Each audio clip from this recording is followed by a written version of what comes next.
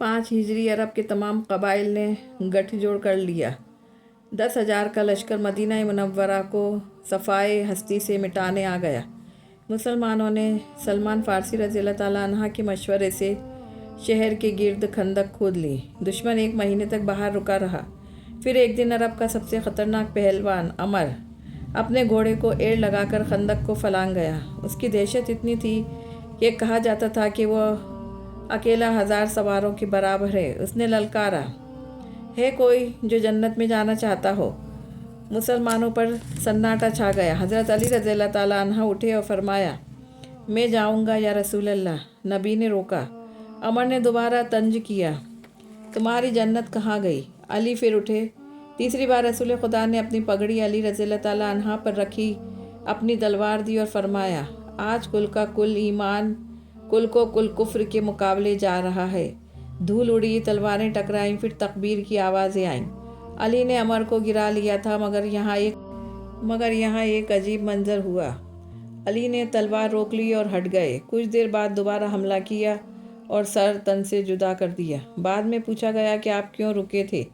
تو شیر خدا نے فرمایا کہ جب میں نے اسے گرایا تو اس نے میرے چہرے پر تھوک دیا۔ مجھے غصہ آ گیا اور میں اسی وقت مار دیتا تو وہ میرے نفس کا بدلہ ہوتا۔ میں رکا، غصہ ختم کیا اور پھر اسے اللہ کی رضا کے لیے قتل کیا۔ یہ ہے علی کا کردار۔ 7ویں ہجری خیبر کا معرکہ یہ یہودیوں کا سب سے بڑا گڑھ تھا۔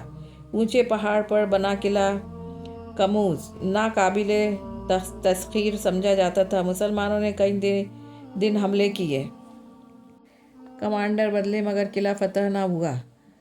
رسول خدا نے اعلان کیا کہ کل میں جھنڈا اسے دوں گا جو فرار ہے، اللہ اور اس کا رسول اس سے محبت کرتے ہیں اور وہ ان سے محبت کرتا ہے۔ پوری رات صحابہ منتظر رہے کہ یہ صرف کسے ملے گا۔ صبح ہوئی تو نبی کریم نے حضرت علی رضی اللہ تعالیٰ عنہ کو طلب کیا مگر علی کی آنکھوں میں درد تھا۔ نبی نے اپنا لعاب دہن ان کی آنکھوں سے لگایا اور دعا کی۔ آنکھیں ایسے ٹھیک ہوئیں جیسے کبھی مرض تھا ہی نہیں۔ علی قلعے کی طرف بڑھے۔ محراب جیسا پہلوان مقابلے کے لیے آیا، 2 ٹکڑے ہو گیا۔ پھر علی نے وہ کیا جسے عقل تسلیم کرنے سے غالب ہے۔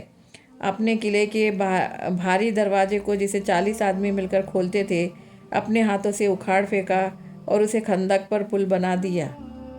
یہ جسمانی طاقت نہیں تھی، یہ ولادت کی روحانی طاقت تھی۔ مدینہ کے چھوٹے سے مکان میں دیکھیے، یہاں حضرت رضی اللہ تعالیٰ عنہ ایک عام مزدور اور ایک شفیق شوہر ہے۔ ان کے ہاتھوں میں چھالے ہیں کیونکہ وہ یہود کے باغوں میں کنویں کھود کر روزی کماتے ہیں۔ گھر میں سیدہ کائنات حضرت فاطمہ الزہرا ہیں جو چکی پیستی ہیں۔ گھر میں فاقہ ہے مگر دروازے پر کوئی سوالی آ جائے تو اپنا افطار اٹھا کر اسے دے دیتی ہیں۔ 3 دن مسلسل ایسا ہی ہوا۔ خود پانی سے روزہ کھولا اور روٹی مسکین یتیم کو دے دی۔ اللہ کو ان کی یہ ادا اتنی پسند آئی کہ قرآن میں سورہ دہر نازل ہوئی اور فرمایا کہ یہ وہ ہیں جو اللہ کی محبت میں کھانا کھلاتے ہیں۔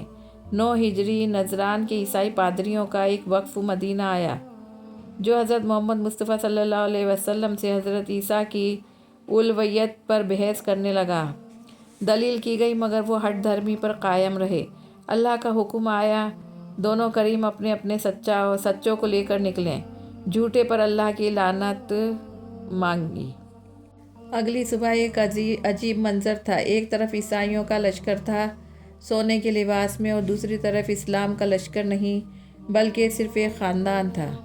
رسول خدا نے حسین کو گود میں اٹھا رکھا تھا، حسن کی انگلی تھامے ہوئی تھی، ان کے پیچھے سیدہ فاطمہ الزہرا کھڑی تھیں اور سب سے آخری میں حضرت علی رضی اللہ تعالیٰ عنہ تھے۔ نجران کے سب سے بڑے پادری اسفق نے جب ان 5 نورانی چہروں کو دیکھا تو اس کا رنگ زرد پڑ گیا۔ اس نے قوم سے کہا، اے لوگوں، میں ایسے چہرے دیکھ رہا ہوں کہ اگر یہ خدا سے دعا کر دے تو پہاڑ اپنی جگہ سے ہٹ جائے تو وہ ہٹ جائے گا۔ ان سے مت الجھنا ورنہ روح زمین پر کوئی عیسائی باقی نہیں رہے گا۔ انہوں نے شکست تسلیم کر لی۔ یہ بغیر تلوار اٹھائے یہ اسلام کی سب سے بڑی فتح تھی۔ حضرت علی رضی اللہ تعالیٰ عنہ کی نفس رسول ہونے کی سب سے بڑی دلیل ہے۔ 40 ہجری کا رمضان آیا۔ حضرت علی رضی اللہ تعالیٰ عنہ جانتے تھے کہ یہ ان کی زندگی کا آخری رمضان ہے۔ آپ اکثر اپنی داڑھی کو پکڑ کر فرماتے، جانے کب وہ بدبخت آئے گا کہ اس خون سے اسے رنگ دے گا۔ 19ویں رمضان کی صبح فجر کا وقت کوفہ کی ہوائیں اداس تھیں۔ جب آپ گھر سے نکلے تو صحن میں بطخوں نے آپ کا راستہ روکا اور شور مچانے لگیں۔ بی بی زینب نے ہٹانا چاہا تو علی نے فرمایا، انہیں رہنے دو، یہ نوحہ پڑھ رہی ہیں۔ آپ مسجد کوفہ میں داخل ہوئے، اذان دی، محراب میں کھڑے ہوئے، نماز شروع ہوئی۔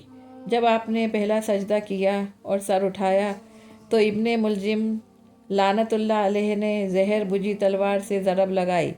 تلوار پیشانی پر لگی، خون کا فوارہ چھوٹا، مسجد کے در و دیوار ہل گئے۔ اس وقت علی رضی اللہ تعالیٰ عنہ کی زبان سے وہ تاریخی جملہ نکلا جو کائنات میں اپنی موت پر کسی نے نہیں کہا، روح کعبہ کی قسم میں کامیاب ہو گیا، رب کعبہ کی قسم میں کامیاب ہو گیا۔ شیر خدا بستر مرگ پر تھے، قاتل کو پکڑ کر لایا گیا۔ ان کا چہرہ خوف سے پیلا پڑ گیا تھا۔ علی نے دیکھا تو فرمایا، اس کا چہرہ زرد ہے، یہ پیاسا لگتا ہے، اسے شربت پلاؤ۔